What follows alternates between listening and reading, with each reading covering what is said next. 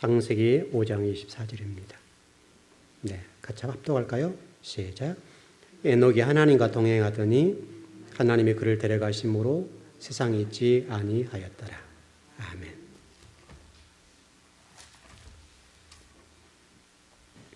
네, 지난 수요일에 공부했던 거 조금 복수하면 나가죠.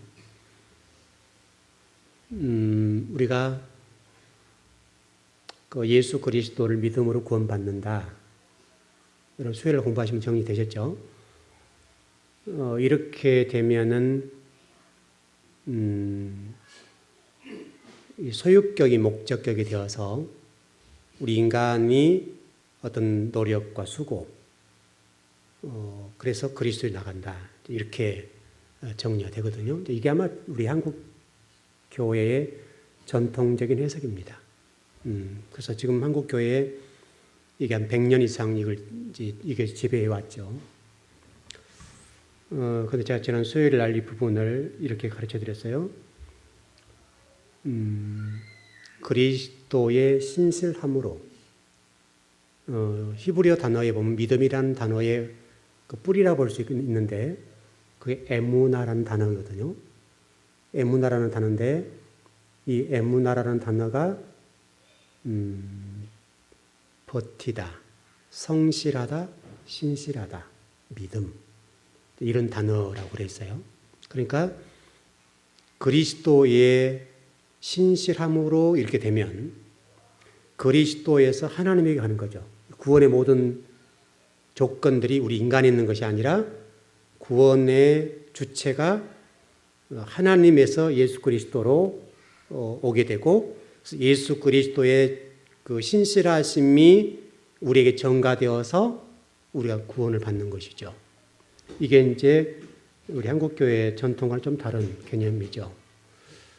원래는 이렇게 되는 것이 저는 맞다고 저는 봅니다. 이렇게 되어야 예수 그리스도를 십자가에 내어놓으신 하나님까지 올라가는 거죠. 하나님께서 이루신 거잖아요. 구원이라고 하는 것은 하나님이 저와 여러분을 사랑하셨기 때문에, 그리고 만세전에 택하셨기 때문에 택하신 백성들을 구원하기 위해서 독생자 예수 그리스도를 십자가에 내어놓으셨으니까, 그 내어놓으신 그 예수 그리스도의 신실하심, 그 신실하심과 성실하심이 이 십자가에 있죠. 바로 그 부분이 여러분과 저희 한 사람 한 사람들에게 전가되어서 우리가 구원을 받게 되는 거죠. 이렇게 구원을 받았다고 한다면 우리의 공로가 있어요, 없어요? 없죠. 어차피 저와 여러분 공로는 없어요. 물론 해석상의 문제로 이제 그런 거지만은 예수 그리스도를 믿음으로 한다 하더라도 우리 공로 없는 거예요. 근데 마치 그것이 우리가 공로가 있는 것처럼 느끼기 때문에 여기에서 기복적인 신앙이 꽃을 피운 거예요. 여기에서 기복 사상이 나와요. 그래서 우리가 예수 믿음 복 받는다, 이런 식이 돼버린 거죠, 해석이. 이게 지금 한국 교회가 이렇게 되기까지 100여 년 이상 이걸 지배해 왔어요. 그러다 보니까 이 한국 기독교의 기복 신앙이라고 하는 것이 깊이 뿌리를 내린 거죠. 그래서 예수 믿으면 복 받는다, 형통한다, 이런 식이 돼버린 거죠. 그러나 여러분, 하나님의 은혜, 하나님 주권에 의해서 이루어졌다고 한다면 우리는 은혜에 감사할 뿐이잖아요. 우리 구원해 주시니까. 나를 선택해 주신 것에 감사니까 내가 생명을 다 드려도, 우리 금방 그 소명이라는 찬양을 드렸죠. 여러분, 그게 맞잖아요. 우리가 하는 일은 아무것도 없는 거예요. 하나님이 저와 여러분을 사랑하시기 때문에 그 사랑에 의해서 우리가 택함을 받은 것 뿐이에요. 우리가 뭐 똑똑하고 잘나서가 아니라 의로워서가 아니에요. 저와 여러분들이 뭐 별나서가 아니라고요. 하나님의 주권적인 강권에 의해서 저와 여러분들을 구원해 주시고 그분이 우리를 이렇게 선택해 주신 거예요. 그러니까 우리가 주님을 위해서 목숨을 던지고 그분을 위해 생명을 다해도 우리는 그래도 부족한 거예요. 그래 여러분 쓰셔도 신앙이 좀 맞지 않습니까? 근데 우리 이 부분이 정리가 안 되니까 우리가 상당히 좀 신앙적인 측면이 인간 중심, 인본주의 중심으로 흘러가는 거예요. 여러분들은 적어도 성경을 배우는 분들이니까 여러분의 어떤 주권적인 구원의 문제에 있어서 내가 이렇기 때문에 내 공로로 어떤 구원에 이바지했거나 어떤 공로가 있다, 이런 아니라고요. 하나님의 절대 주권이에요.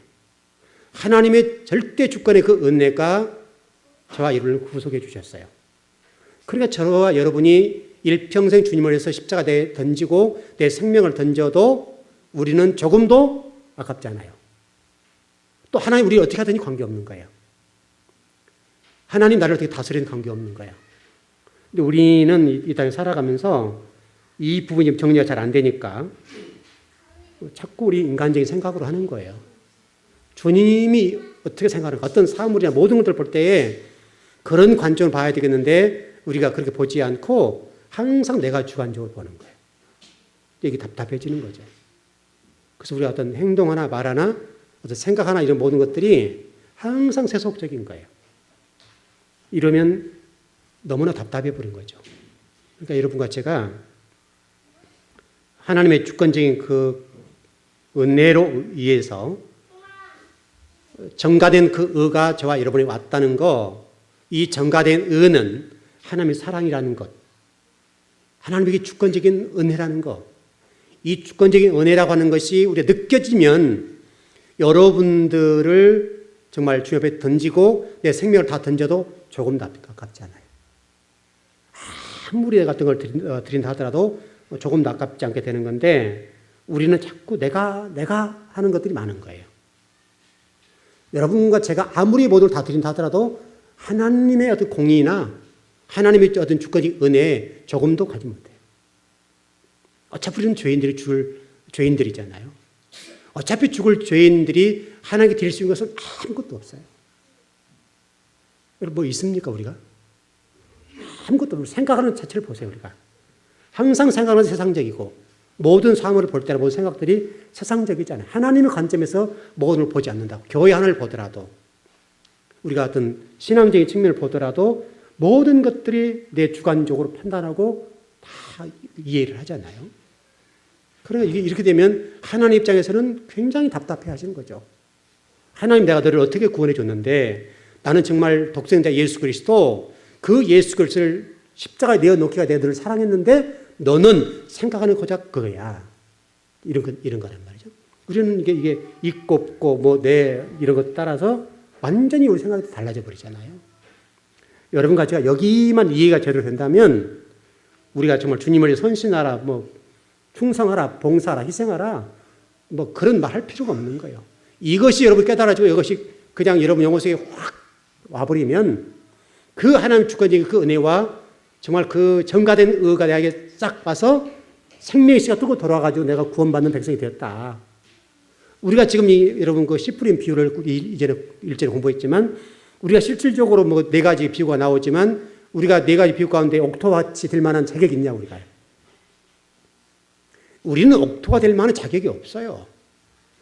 우리는 어차피 늘 생각은 세상적이고 항상 내 주관적이잖아요. 세속적이잖아요.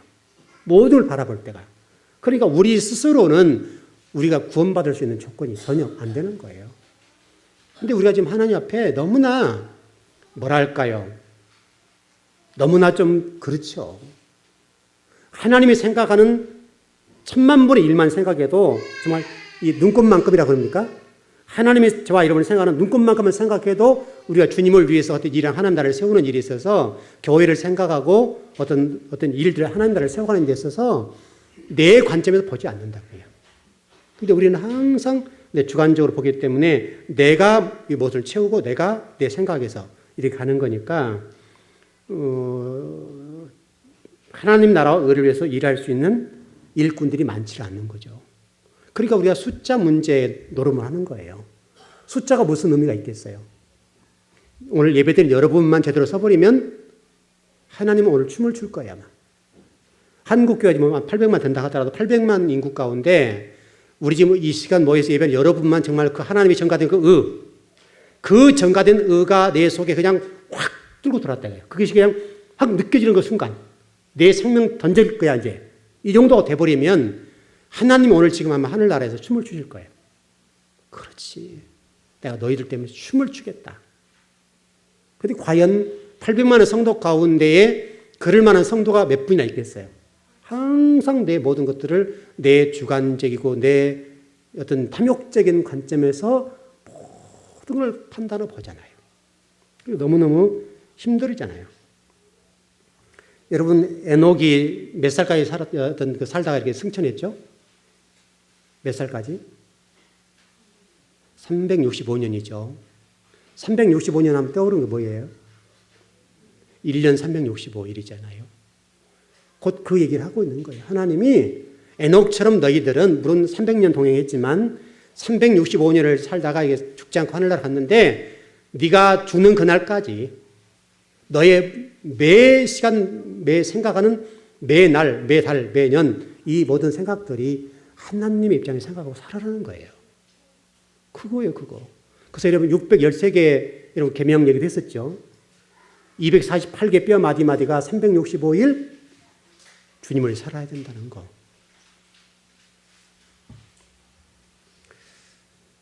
여러분 이 삶이 저의 삶이고 여러분의 삶이어야 돼요. 하나님은 그 사람을 찾고 계세요. 그 사람을 찾고 계시기 때문에 저와 여러분이 그 사람이 돼야 돼요. 결국은 사람의 문제예요, 사람이.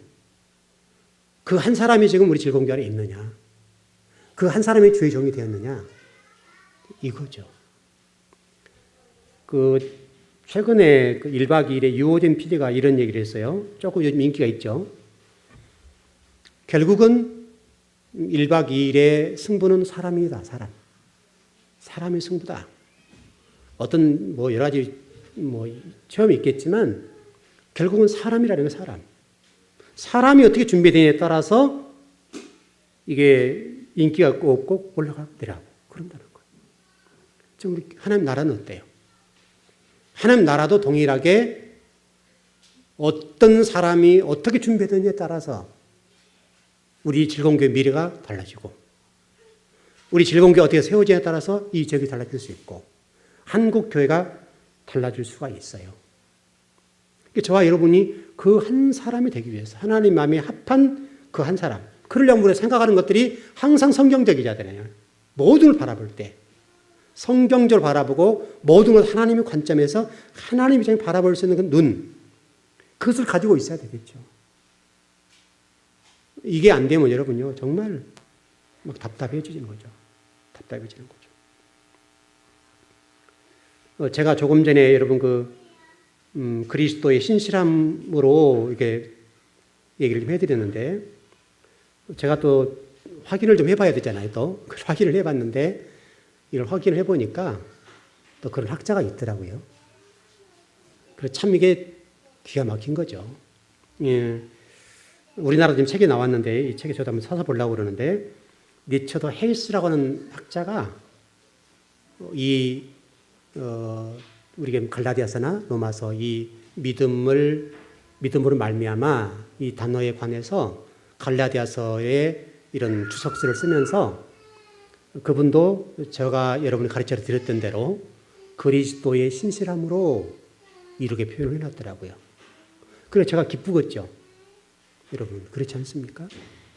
그러니까 여러분 이미 성경에 나와 있는 것이고 또 그것이 헬라어 단어로 되어 있는 것이지만 우리가 그걸 보지 못한 것뿐이에요. 알려고 하지 않았고 고치려고 하지 않았던 거예요. 여러분 잘못됐으면 고치면 될 거죠. 고치면 되는 건데 우리가 그것을 잘 주저한 거죠. 어떻든 여러분 같지는 이미 그 그리스도인의 전가된 그 의로 인해서 하나님에 의해서 구속을 당했어요. 그랬으면 그 사랑과 은혜에 감사해서 여러분의 모든 걸 드리길 바랍니다. 제발 좀 인간적으로 보지 말고 인간적으로 좀 생각하지 말고 좀 그랬으면 좋겠어요. 그러면 그 전가된 의가 여러분 속에서 성령 열매로 나타나겠죠. 결국은 이 갈라디아서 5장에 나와 있는 이 성령의 9가지 열매로 하나님 속성이니까 그 9가지 열매로 여러분 삶 속에서 그것이 나타나야 돼요. 빛으로. 삶으로. 그 성령의 9가지 열매. 성령의 9가지 열매는 하나님의 속성이에요. 속성. 속성 가운데 그 부분이니까 저와 여러분 가운데 그것이 삶 속에서 나타나야 돼요. 그래야 하나님 나라가 이루어져요. 그래야 하나님 나라가 되어질 수 있어요. 여러분 이렇게 사는 것이 동행입니다. 동행. 동행이 쉬운 일이 아니에요. 그러니까 에녹이 하나님과 동행했다. 이 말은요 쉽지가 않다고요. 자기 내려놓고 하나님이 말씀하신 대로 가잖아요. 왜냐하면 에녹은 하나님의 그 전가된 의로 구속받았다는 그 은혜 때문에 자기 전생을 다 드려도 부족하다 생각하고 하나님이 생각하는 대로 걸어간 거예요. 정말 멋진 거예요. 그 삶을 하나님 지금 저와 여러분을 요구하고 계신다고요. 하나님 저와 여러분이 그걸 요구하시는데 그렇게 살아놔야 여러분들이 종말 때가 되었을 때 문제가 생기지 않아요. 그걸 좀 펼쳐볼게요. 우리 유다서를 한번 보시죠. 유다서 14절입니다.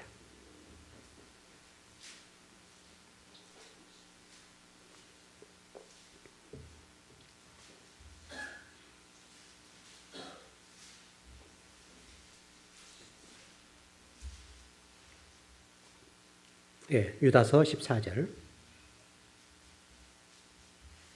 예, 시작.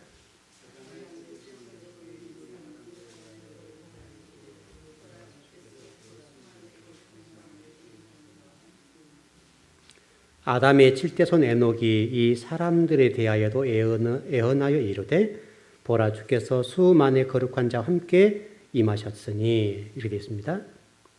이게 지금 에녹 때 얘기죠. 에녹 때 얘기인데 지금 우리 주님의 재림 얘기를 하고 있는 거죠. 과거형으로 되어 있으니까. 여러분 에녹이 아담의 어떤 7대손인데 벌써 지금 이 에녹은 예수님의 재림과 심판을 선포하고 있는 거예요. 심판을 선포하고 있는데 여러분 지금 이게 창세림이 십자가가 보여졌다는 표현이잖아요, 지금. 그런 표현이면서 믿음으로 쭉 얘기하면서 이게 물론 이것은 과거로 표현된 부분인데 문학적인 기법입니다. 문학적인 기법인데 이렇게 지금 에녹이 이와 같이 애언할 수밖에 없고 이것을 마치 주님의 마지막 심판을 얘기할 수밖에 없는 것은 이유가 있는 거예요. 에녹은 그때 이것을 이미 봤어요. 왜 그런가 하면 여러분 창세기에 에녹의 아들이 누굽니까? 에녹의 아들이 누구죠? 가장 오래 산 사람이 누굽니까? 무두셀라. 무두셀라 969세 살았죠. 무두셀라가 에녹의 아들입니다.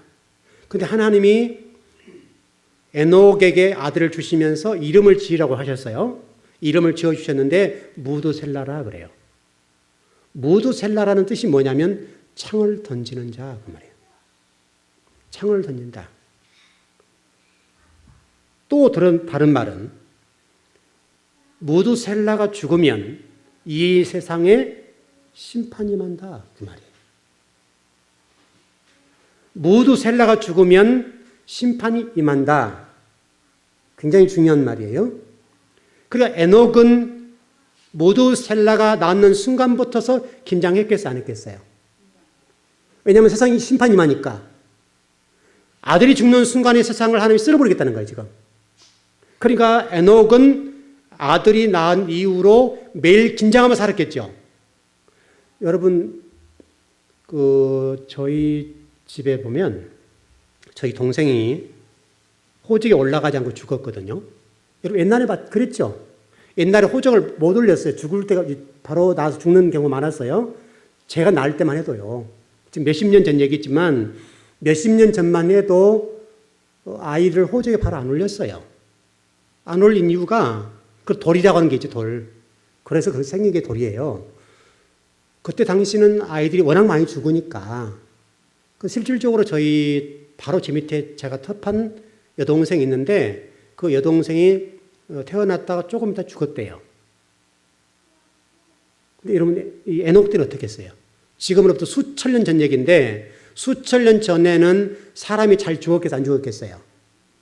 잘 죽었죠. 왜냐하면 그때는 의료시설이 안 됐고 지금보다 훨씬 그 생활이 안 좋았기 때문에 그때 당시에 10명 나면 1명 사는 것 그 정도단 말이에요. 예를 들어서. 그러니까 에녹이 무두셀라를 낳은 다음에 그의 삶이 얼마나 긴장감이 있었겠어요. 긴장감 정도가 아니라 그냥 아들 죽는 것은 문제가 아닌데 아들 죽는 순간에 에녹도 죽어야 된다는 전제가 돼버리잖아요. 심판을 당해야 되는 전제가 됐기 때문에 하나님을 향한 신앙이라고 하는 것들이 항상 종말적으로 살았다. 종말적으로. 여러분 지금 저와 여러분이요. 사실은 저와 여러분 이렇게 살아야 되는 거예요, 지금. 에녹이 그렇게 마음 졸이면서 종말적인 삶을 살았던 것처럼 우리가 그렇게 살아야 되는데 우리는 지금 주님의 그 재림과 심판에 대해서 사실은 좀 너무나 아득한 얘기예요. 안 믿어요. 그거 우리 심판 전혀 생각하지 않고 살아요. 실질적으로 우리가 그런단 말이죠. 그런 심판들에 관해서 별로 생각이 없어요. 그러니까 우리 삶이 종말적으로 안 살고 땅지향적으로 살아요. 그래서 아담처럼 이 땅에서 뭔가를 더 취하고 누리고 배부른 거, 내 탐욕을 채우는 거기에 내 인생을 허비하는 거예요. 이렇게 살아놓으면 여러분이 우리 데살로니가전서 4장 나와 있는 말씀들 보면 이 주님 오실 때에 변화체와 부활체가 되는 이런 문제에 하자가 생기니까 너희를 준비 잘해. 이런 말씀을 잊어버리면 안 되는 거예요. 한번 계산을 해보십시다. 그러면 무두셀라가 언제 죽었죠? 무두셀라가 언제 죽었어요? 예, 969세를 살아가지고 죽었는데 그 시기가 언제예요? 시기가 어느 때예요? 그렇습니다, 여러분. 노아를 통해서 심판을 그때 딱 죽은 거예요. 연도로 계산해 볼까요? 노아 나이 600세죠. 그랬습니다. 그러니까 그렇게 보면 노아의 아버지가 라멕인데 라멕이 노아를 낳을 때가 182세에 노아를 낳았어요. 그리고 라멕의 아버지가 무두셀라인데 그 무두셀라가 낳은 아들이 라멕이란 말이죠. 그게 187세에 낳았어요. 그럼 이 둘을 합쳐보게 되면 이 노아와 라멕이라는 아들들의 후손들을 계산해 보니까 369세예요. 369세. 그 노아가 몇 세라고요? 600세. 그러니까 969세. 맞지요? 연도적으로 딱 맞아버려요. 그러니까 노아 600세 때 무두셀라가 몇 살이냐면 969세예요. 969세 때에 노아 홍수 심판이 있었어요. 그때 심판이 딱 이루어진 순간에 무두셀라가 죽은 거예요. 그러니까 무두셀라가 죽자 심판이 시작됐어요. 그러니 여러분 이게 그렇게 간단한 문제가 아니죠. 저와 여러분 지금 신앙생활을 어떻게 해야 될지에 관해서 그래서 이 창세기 5장 27절에 보니 뭐라고 됐는가 하면 그가 969세를 살고 죽었더라. 그 죽는 날 노아 홍수가 시작된 거예요. 이해되셨죠? 그러니까 저와 여러분 지금 인생을 살면서 에녹처럼 사셔야 됩니다. 에녹이 긴장감을 가지고 무두셀라가 주면 심판이다 라고 하는 생각을 가지고 매일매일 그 종말적이고 긴장되고 하나님과 관계를 완전히 회복된 상태로 살았다 이거예요. 에녹이 복이 아니에요? 에녹이 복이죠. 우리는 너무나 지금 이게 느슨하잖아요. 이 지금 그 주님의 재림과 심판에 관해서 별로 이렇게 듣기도 싫고 지금 여러분 혹시 어쩔지 모르겠는데 사실 여러분 굉장히 이게 중요한 말이거든요. 우리가 지금 그것을 준비하면서 주님 오실 날 대비하고 종말을 준비하고 천국과 지옥이 갈라진다는 사실을 인지하고 매일매일 긴장하며 산다고 하는 것, 이 사십시오라고 하는 것은 엄청난 축복이거든요. 그런데 우리는 이 부분을 괜히 이 시대에 안 맞는 것으로 이해한다. 그래서 요즘 한국교회 강단에서 심판이나 천국, 지옥 얘기하면 굉장히 성도들이 싫어해요. 그런데 여러분 진짜 들어야 될 얘기는 천국, 지옥 얘기잖아요. 진짜로 들어야 심판 얘기를 들어야 되잖아요. 근데 이게 성도들이 좀 싫어하는 부분이니까 어떻든 에녹은 무두셀라를 낳는 순간부터도 죽는 날까지 긴장감을 가지고 항상 하나님을 의식하는 삶을 살았다. 참 복 같아요. 여러분도 하나님을 의식하며 살았으면 좋겠어요. 말 한마디, 생각 한마디, 행동 한마디를 할 때에 항상 하나님을 생각하고 의식하고 사는 거 그래야 되잖아요, 여러분. 그러면 여러분 여러분 인생이 얼마나 복되겠어요. 그럼 주님 오실 때 여러분 인생이 얼마나 복되겠냐고요. 근데 왜 우리가 이거를 잘 모를까요? 여러분 정말 이거 이렇게 살아놓지 않으면요. 여러분이 살아놓지 않는 그 진리 말씀 때문에 누가 당한다고요? 내가 당해요, 내가. 여러분이 그 진리 말씀을 살아놓지 않으면 여러분이 살아놓지 않는 그 진리 말씀 여러분들을 심판한다고요. 그거 잊으면 안 돼요. 여러분이 지금은 쉽게 넘어갈지 몰라요. 지금은 그것이 용서할지 몰라요. 왜냐하면 우리가 오늘 그 에스겔서 말씀 보니까 이스라엘 백성들을 애굽에서 하나님께서 우상 숭배할 때 그걸 죽이고 싶었잖아요. 하는 마음은. 그걸 들고 누구 때문에 안 죽이셨어요? 누구 때문에? 하나님 이름 때문에 안 죽였다고 그랬잖아요. 하나님 이름 때문에. 하나님 체면이 있으니까 안 죽인 거예요. 하나님 자식들이니까. 하나님의 이름 때문에 못 죽였다 그랬잖아요. 그래서 광야 나올 때 죽였다 그러잖아요. 바벨론도 마찬가지. 바벨론에 있는 동안에 너희들 죽이고 싶은데 내 이름 때문에 못 죽여. 이런 식이잖아요. 지금 저와 여러분이 똑같다니까요. 그게 우리가 지금 하나님이 자비가 많으시고 용서 많이 해 주시기 때문에 지금 이렇게 살아가고 있는 것이지 우리가 거룩하고 어려워서 살려주는 건 아니에요. 하나님의 이름 때문에 하나님이 여러분과 저를 십자가의 독생 예수 그리스도를 못 박았다는 그거 하나 사랑 그 하나님의 공의와 그 인애라고 하는 그 사랑이 거기에 있기 때문에 그 하나님의 그 사랑이 거기에 있기 때문에 우리를 죽이지 않는 거예요 지금. 근데 우리는 그것을 너무나 가볍게 생각하는 거예요. 여러분 정말 주님의 재림을 긴장하며 기다리고 정말 에녹처럼 무두셀라가 죽으면 심판한다. 그 생각을 갖고 살아야 돼요. 여러분 심판을 당했던 거 우리 오늘 새벽에 조금 제가 말씀을 드렸는데 여러분 심판을 당하는 핵심이 뭡니까? 핵심이. 왜 심판을 당했습니까? 왜 노아 홍수의 심판을 당했어요? 예? 순종하지 않아서. 그렇죠. 결국은 그렇죠. 순종하지 않았죠. 저와 여러분이 그 의로 전가된 의로 구속을 받았으니까 우리가 해야 될 일은 뭐냐면 순종밖에 없어요. 여러분과 제가 하나 앞에 할 수 있는 것은 아무것도 없어요. 순종밖에 없어요. 근데 그렇게 순종해야 될 진리의 말씀을 듣고 순종해야 될 우리가 어떻게 살았다는 거예요?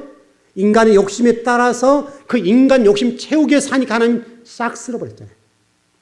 그래서 제가 오늘 아침에 그 창세기 6장 얘기를 했었어요. 창세기 6장에 사람이라고 하는 단어를 보면 이 히브리 단어는 뭐라고 됐는가 하면 원래는 그가 지금 아담이라고 돼야 되고 아담이라고 돼야 맞는 건데 하아담이라고 돼요. 하아담. 하아담이라는 말이 누구예요? 최초로 하나님이 흙으로 지으신 그 사람. 하아담. 고유명사잖아요. 고유명사. 유일한 그 아담. 그 아담처럼 똑같으니까 하나님이 죽이는 거예요. 그러니까 그 아담과 똑같은 사람이니까 하면 싹 쓸어서 그냥 심판해버린 거예요. 물로서 그냥 완전히 청소해버린 거예요. 여러분 이거 잊으면 안 돼요. 그게 뭐냐면 탐욕이에요. 탐욕. 하나님을 인정하지 않고 하나님의 자리에 올라가는 거. 하나님을 주인 삼지 않고 내가 주인 돼서 내 힘을 의지해서 내가 행복을 추구하려고 하고 내가 하나님을 밀어내버린 거 자리에서. 하나님 자리를 뺏어버리는 거. 이 탐욕. 이 욕심이 하아담이라고 썼다고요. 그래서 하나님의 사람과 세상 사람들, 그 딸들과 결혼함으로 이런 말씀이 나온다고요. 여러분 잊으면 안 돼요. 이거요. 여러분 이 땅에 사는 동안에 또 물질적으로 어렵게 살 수도 있어요. 그럼 어때요, 여러분? 부자로 살 수 있어요. 그럼 어때요? 괜찮아요. 여러분 그것 때문에 주눅들지 말라고요. 그것은 별 문제가 아니라고요. 여러분 삶 속에 어떤 그 주어진 그 어떤 그런 환경적인 문제 때문에 주어진 그런 고통들은요. 오히려 그것이 여러분이 하나님을 바라고 하나님께 나아가는 도구가 될 수 있다고 한다면 훨씬 좋을 거예요. 하나님이 오히려 그것이 복이라 할 수 있다고요. 가난한 자는 복이 있다. 심령이 가난한 자는 복이 있다. 누가복음 보면 가난한 자가 복이 있다 그래요. 가난한 자가. 여러분 부자가 뭐를 들어가기 힘들다는 거예요? 낙타 바늘길을 들어가기가 힘들다. 그 말은 정말 그 주신 것이 아버지 것이라 생각하고 그 그것이 부자의 개념이 아니라 이것을 하나님이 운반으로 생각하니까 부자가 없는 거예요, 실질적으로는. 근데 우리는 자꾸 세상적인 관점에서 자꾸 취하려고 한다, 취하려고. 욕심이 잉태하는 거예요. 욕심이 잉태한 즉 뭐가 낳는다고요? 죄를 낳고 죄가 장성한 즉 사망을 낳는다. 이게 지금 창세기에 나와 있는 노아 홍수의 심판의 출발이에요. 그럼 마지막 종말은 어떻게 되겠어요? 마지막 종말도 똑같다고요, 종말도. 하나님 중심, 하나님 말씀을 듣고 말씀대로 사는 것, 그것만 있어야 돼요, 우리는. 저와 여러분이 이 땅에 사는 앞에 할 말이 아무것도 없는 거예요. 왜냐하면 우리는 하나님의 그 정가된 의로, 예수 그리스도를 통해서 정가된 그 의로 구속받았던 사람들이기 때문에 하나님 앞에 이거 해주세요, 저거 해주세요 말하는 그런 자격이 없단 말이에요, 우리는. 여러분, 그게 이해되시나요? 근데 우리는 이 땅에 가진 자를 보면 부러워하잖아요. 괜히 가진 사람은 이렇게 좀 주눅도 들잖아요. 얼마나 우리가 지금 세상적인가를 보자고요, 세상적인가. 우리는 지금 하나님 한 분만으로 만족하고 그 하나님이 내 주인이 되시고 내 아버지가 되시고 예수 그리스도가 나의 모든 죄를 십자가에서 못 박아서 그 정가된 의뢰에 구속받다는 그 사실보다도 세상적인 부귀영화가 더 크게 보이는 거예요. 우리가 지금 그렇게 보면 과연 우리 그리스도인의 어떤 삶이라고 할까요? 그 그리스도인다운가라고 하는 것이죠. 그리스도인은 원래 그런 것들은 이게 안 들어. 있으면 감사하고 그것을 주의 나라를 세우는 나라를 세우는 일에 쓰임받는 도구, 여러분에게 주시지 않을 때는 그것이 훨씬 유익하게 되면 안 줄 거라고요. 그 이해되시나요?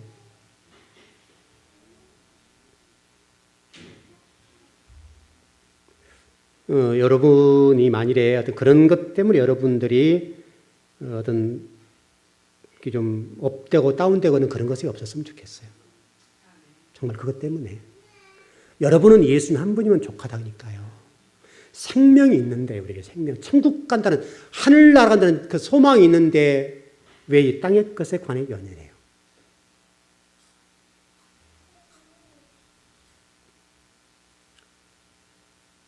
여러분, 솔로몬이 부인이 1000명이었죠. 정부인이 300명, 후궁이라고 할까요, 그냥? 그 첩이 700명. 야, 이거 참 대단한 일이죠. 1000명이 1000명. 1000명을 거느렸는데 솔로몬이 나 행복했어 라고 얘기하던가요? 안 그랬어요. 네, 전도서의 말씀 보세요. 뭐라고 되어 있어요? 헛되고 헛되니 헛되고 헛되며 모든 것이 다 헛돼. 그는요, 걸어가는 자리가 금자리였잖아요.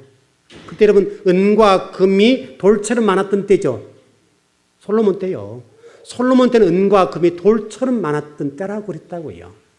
그런데 솔로몬이 다 겪고 나서 하는 얘기가 헛돼. 여러분, 그것이 하나님이 우리에게 솔로몬의 인생론이에요, 그게 인생론.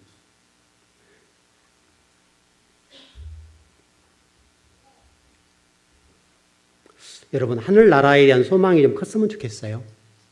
하늘나라에 대한 소망이 커서 나는 오늘 죽어도 천국 갈 수 있다는 그 소망 때문에 그것이 기쁘고 오늘도 내가 예배할 수 있고 주님을 위해서 기도할 수 있고 주님을 위해서 살 수 있는 호흡이 있다는 것 자체, 지금도 나를 살려주셔서 하나님 나를 세울 수 있는 기회 주신 그 은혜 감사하다라고 살았으면 좋겠어요. 그러면 해결될 거 아니에요. 우리가 지금 이런저런 문제 때문에 참 인생이 복잡하고 그러는데 제발 좀 그러지 않았으면 좋겠어요. 여러분, 그 웨스트민스터 신앙 요리 문답 첫 번째 질문이 사람의 제일 가는 목적이 무엇입니까? 그랬죠? 그 뭐라고 그랬습니까? 답이? 하나님을 영화롭게 하며 그를 영원토록 즐거워하는 것입니다. 첫 번째 질문.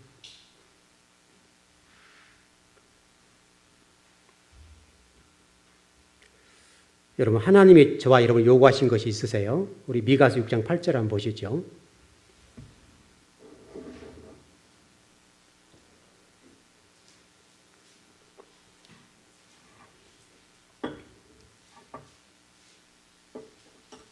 미가서 6장 8절.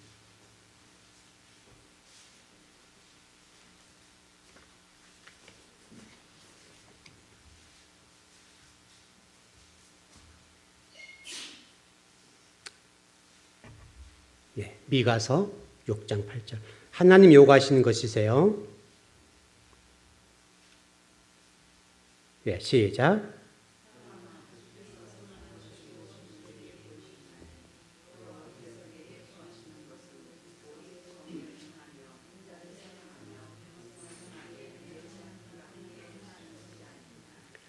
하나님께서 저와 여러분들 모든 걸 다 주시고 다 모든 걸 주셨어요. 근데 하나님이 딱 세 가지를 요구하셨어요. 뭡니까? 공의를 행하며 인자를 사랑하며 겸손히 내 하나님과 함께 동행하는 것이 아니냐. 하나님이 저와 여러분을 요구한 것이 세 가지예요. 공의를 행하며 인자를 사랑하며 겸손히 내 하나님과 함께 동행하는 것이 아니냐. 여러분 잠언 21장 3절에 보니까 이렇게 되었어요. 의와 공의를 행하는 것은 제사를 드리는 것보다 여호와께서 기뻐하시는 것이다. 여러분이 예배 드린 것보다도 하나님의 의와 공의를 행하는 것이 하나님이 훨씬 기뻐하신다는 거예요. 예배 한 번이 문제가 아니라 예배가 하나님 중요하다고 말씀함에도 불구하고 예배가 이러면 중요하지 않다는 말이 그만큼 예배가 중요하지만 그렇게 중요한 예배보다도 더 뭐가 중요하다는 거예요?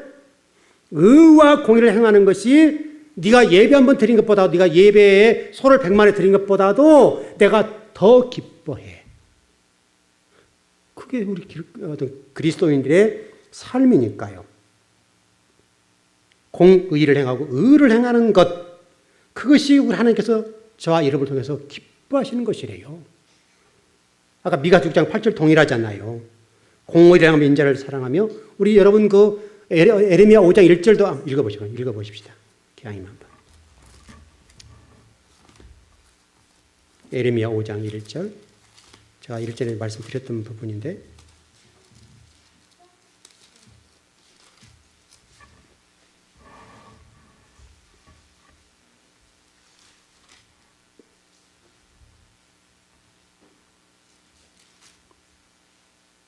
네, 5장 1절 시작.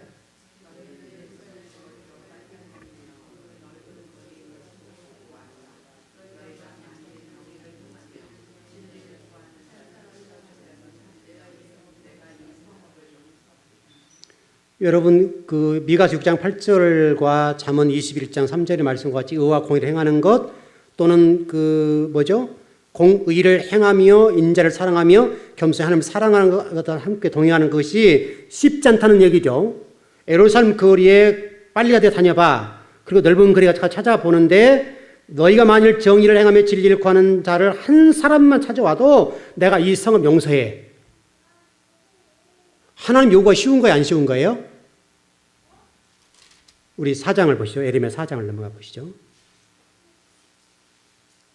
1절부터 어떤 좀 보시면 4절까지 보십시다.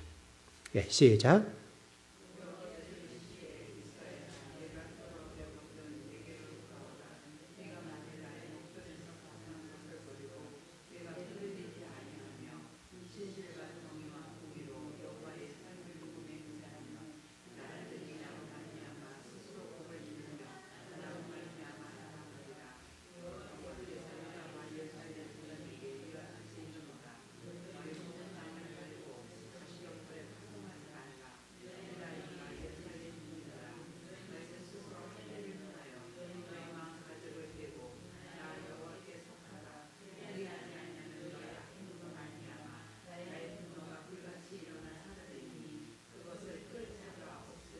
아멘.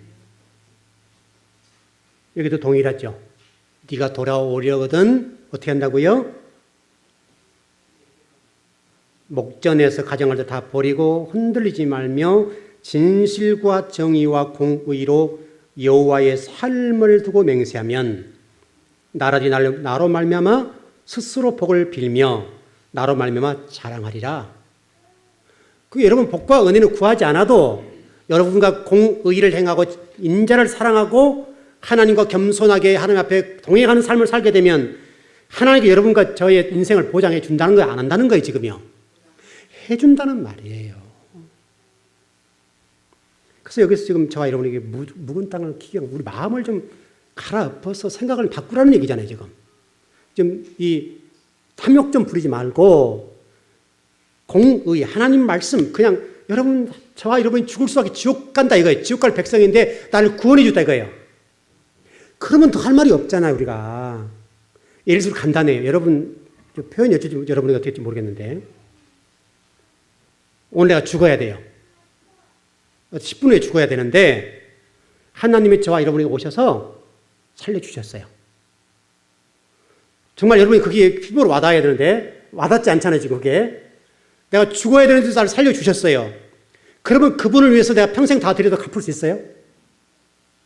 못하죠. 근데 실질적으로 그게 십자가에서 그걸 했잖아요, 지금 우리를. 해줬는데 우리는 이것을 느끼기에 너무나 악한 거, 그냥 멀리 있는 거, 전혀 값어치가 없는 것이 지금 이게. 여러분 지금 구원받는 것이요, 가벼운 게 아니에요. 아무나 구원되는 게 아니에요. 여러분 보세요. 길거리를 보세요. 아무리 교회가 많고 뭐 어떤 사람은 그런 얘기 하대요. 십자가 파출소보다 많다고 그러는데 더 많으면 괜찮아요. 그래도 지금 우리 한국이 5천만 정도 되죠. 5천만 인구 가운데 800만 밖에 안 돼요. 구원받는 사람은. 많은 것 같아도 그렇잖아요. 근데 800만 가운데 정말 다 구원받겠어요, 여러분? 만만한 일이 아니라고요. 800만이 다 구원받는다. 아유, 그거 쉽지 않아요. 교회 다니지만 예수 안 믿는 사람 얼마나 많은데요. 그래, 800만 가운데 절반만 구원받아도 괜찮을 것 같아요. 진짜로. 근데 이게 구원이 값싸냐고요? 값싼 구원 아니에요. 하나님이 십자가를 져버렸잖아요, 하나님이. 하나님 대신 그분이 비하셔서 하늘의 하나님이 그것을 버리고 내려오셔서 인간처럼 되었잖아요. 인간이 이해를 못하니까. 사람이 하나님 오신 것을 이해 못하잖아요. 이해를 못하니까 인간이 몸을 입고 와버렸잖아요. 이해시키기 위해서. 그리고 죽어버리셨잖아요. 그게 여러분 값어치 없는 거냐고요. 그거면 뭐 바랄 게 더 뭐 있어요.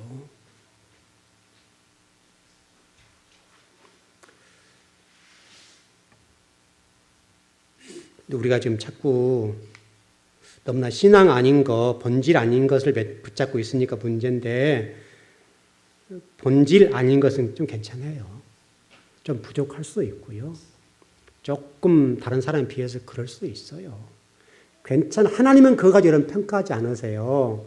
하나님 평가는 여러분들의 진리 말씀을 가지고 그 말씀 사느냐 안 사느냐 그거 가지고 평가하지 여러분이 있고 없고 문제 가지고 판단하지 않는다고요. 그러니까 여러분이 어떤 세상적인 어떤 탐욕의 문제 때문에 거기에 매달리지 않았으면 좋겠어요. 거기에 매달리면 죽는다니까요.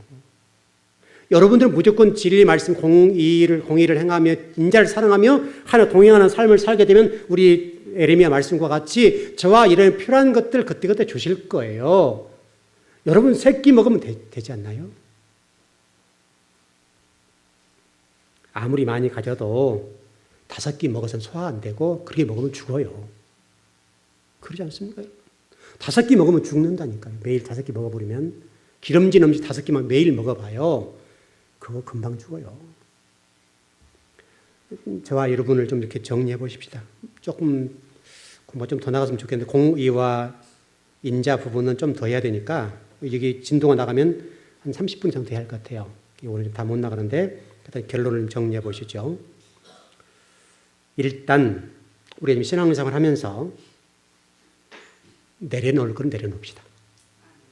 제발 좀 탐욕 부리지 말고 좀 내려놓자고요. 하나님이 여러분과 저를 구속해 주시고 사랑해 주신다는 것 사실 그 하나만으로 일단 행복하고 만족하자고요. 그리고 그때그때 주신 것 따라서 감사하고 안 주시면 또 감사하고. 왜냐하면 또 하나님 더 기도하라고 한가 보다. 나를 더 사람 만들고 더 하나님 사람 만들기 위해서 이렇게 하신가 보다 하면 될 것 아니냐 이거예요. 그럼 되겠습니까? 얼마나 이해가 되는지 모르겠습니다. 제발 여러분 좀 이해가 됐으면 좋겠고, 그렇게 우리 교회에서 많이 말씀을 배웠으니까 충분히 이해가 되리라 보는데, 그것이 그냥 머리로 이해되는 수준이 아니라 그냥 가슴속에 확 왔으면 좋겠어요. 와서 그것으로 만족했으면 좋겠어요. 여러분 연세 드시면 어때요? 뭐 좀 내려지죠, 인생이. 뭐 과거에 뭐 매달렸던 것들, 뭐 별것도 아닌 것들이 그 자리 잡았던 것들 내려지죠. 내려져요. 신앙도 똑같아요. 신앙도 깊어지면 깊어질수록 내려져요. 단순화돼요. 명료화돼요. 실제로 신앙생활 여러분 굉장히 어렵습니까? 하나님 요구하는 것이 막 굉장히 많냐고요. 오늘 미가서 6장 8절에 하나님 요구가 세 가지라고 하셨다. 공의를 행하며 인자를 사랑하며 겸손히 하나님과 동행하는 것이 아니냐. 이 세 가지밖에 없잖아요. 하나님 성경 가운데 하나님 요구하는 것이 다른 거 있어요, 여러분? 아무것도 없어요. 하나님 다 주셨어요. 그리고 딱 세 가지만 요구하세요. 그것도 우리 살리기 위해서, 복주기 위해서 그런 건데, 우리가 너무나 좀 이렇게 세상적인 것들이 많이 들어와 있기 때문에 그것에 우리가 눌려 사는 것 같아요. 좀 내려놔 버려요. 내려놓으면 살아요. 욕심 내려놓으면 살아요. 욕심 붙잡으면 죽어요. 여러분 틀림없어요? 욕심 부려 생길 것 같으면 욕심 부려야죠. 부린다고 부려진 것, 챙겨진 것도 아니고 주어진 것도 아니에요. 여러분 맞나요? 여러분 인생 좀 살아보니까 그렇게 이해되잖아요. 젊었으면 이것도 취하고 저것도 취하고 별도 따고 싶은 마음이 있죠. 빠지냐고 그게요. 별은 그 자리에 여전히 있어요. 우리가 바쁠 뿐인데, 제발 좀 우리가 좀 긴장감을 가지고 종말을 준비했으면 좋겠어요. 정말로요. 그리고 여러분 이렇게 공부하고 신앙을 잘했다가 주님 오셨을 때 즐거운 교회 성도들 한쪽 딱 모여 했으면 얼마나 좋겠어요. 좋겠죠. 그래 니들 잘 배워서 배운 대로 잘 살았어 이렇게 하면 좋은데, 너 내가 주에 준 그날 내가 금요일 날 집에서 침이 튀도록 하던데 내가 다 봤다. 너도 그 자리 몇 번째 있었지. 너 그때 그 말 제대로 안 들었지. 이렇게 하면 얼마나 서글픈 일이냐 이거예요. 그거 물을 거 아니야 하나님이. 여러분 그때 갔을 때에 주님께서 여러분들에게 그래 잘했어 이렇게 했으면 좋겠어요. 그리고 에녹처럼 복을 받았으면 좋겠습니다. 자, 우리 기도하십시다.